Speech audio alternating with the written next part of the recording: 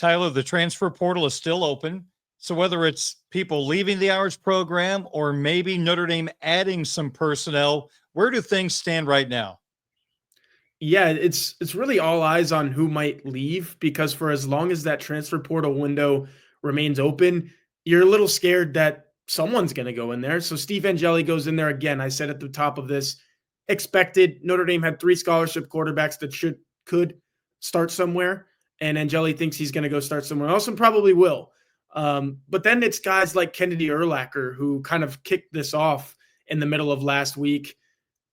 Yeah, there's a lot of depth. It's kind of the same thing as the quarterback situation where Urlacher thinks he can go start and play somewhere else.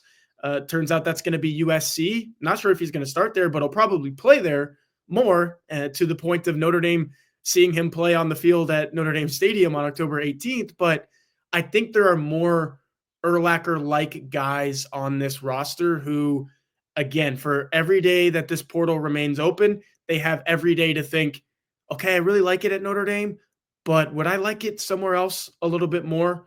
Can I go play somewhere else a little bit more? Do I have my Notre Dame degree in hand? Kennedy Urlacher does not. Obviously, he was only here for a year, but Steve Angeli does. He's going to go take that wherever he goes. And there are guys from both sides of the ball at Notre Dame right now who could do that very same thing. Take their degree, take their time at Notre Dame, thank the Irish for being here, and then go finish their career somewhere where they're going to play more football. In terms of Notre Dame taking people in the transfer portal, it's kind of just whatever comes up, right? There's a report out there from On3 that Notre Dame is kind of kicking the tires on a BYU wide receiver, and Keelan Marion, who started his career at Connecticut, was there for 2 years and then was at BYU for a couple of years. I have some numbers in front of me.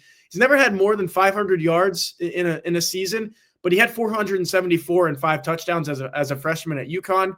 Obviously, that was good enough to get him to BYU, where he had 216 yards and on 20 catches in 2023, 346 yards on 24 catches and a touchdown last year. So there's some experience there. And, it was floated out there that maybe Notre Dame would get Emmett Mosley, the wide receiver from Stanford, who has Notre Dame ties. Obviously, he ends up going to Texas. So there's positions and there's situations where Notre Dame, despite what Marcus Freeman said in that I like the roster, we're not going to go out and actively pursue guys.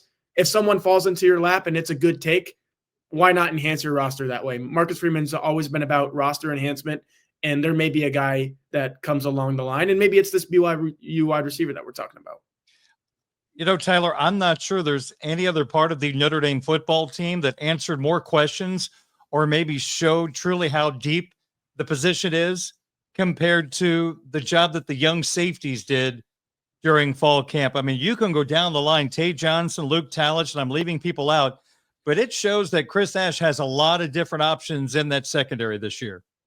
Kennedy Urlacher entering the transfer portal is just evidence enough of this. And I think you mentioned probably the 2 guys that we need to keep our eye on the most, and Luke Talich and Tay Johnson. I think those guys, what they provide in terms of length at the position is even more than Xavier Watts could give you at 6'1" or 6 foot. And that's a guy who's going to have his name called in the NFL draft this week. You're going to hear it pretty early on. Probably that night 2 range is what you're looking at for Xavier Watts. I'm not sure if you have a night 2 guy in Talich or Johnson, but you definitely have a big time college football player in either one of those guys. And I think those guys could share reps, and Notre Dame would be fine at that position that's vacated by Watts. Then you add in a Virginia Tech transfer and Jalen Stroman, who we didn't get to see a lot at all this spring because of his injury, but he's a guy that could slide right in there and start. And then if you want to go with the 1-2 tandem, it's going to be Stroman and one of Talich or Johnson, and you're leaving one of those 2 guys off the field if it is a 1-2 pairing type thing. Maybe you play all 3. Maybe Jadon Blair, the true freshman, is even good enough to get out there and get some reps on the field right away, because he's another one of those guys that you look at him and he looks like a Talich. He looks like a Johnson in just terms of the height, the length, the range. I think Kyle Hamilton. I don't want to compare any of these guys to Kyle Hamilton because that's a bit unfair. Because when you're mentioning the NFL draft, all of a sudden you're talking about a first rounder in Kyle Hamilton, a guy that heard his name called in the first 15 picks of the draft. Again, I don't know if any of these guys are that, but you look at them and you're like, okay, yeah, that's not really Xavier Watts who had to use his instincts to get all those interceptions that he had. Kyle Hamilton had God-given talent, and he really tapped into that. That's what I think you have with these Notre Dame safeties right now. A lot of guys with God-given talent, and if they tap into it, they're going to be really good on Saturdays. Dane Brugler in the New York Times had Xavier Watts going to the Baltimore Ravens, so a Hamilton Watts secondary would be a That'd be fun. possibility under that scenario. If this was the NFL, you might be able to package a young safety and a running back and go get you a number one type wide receiver. But speaking of the running backs, they all look so good in the blue gold game and throughout spring practice. And you did a feature on one of those guys, Kedron Young. He looks like a guy that could play for a lot of teams across the country, but at Notre Dame, like you got to wait your turn.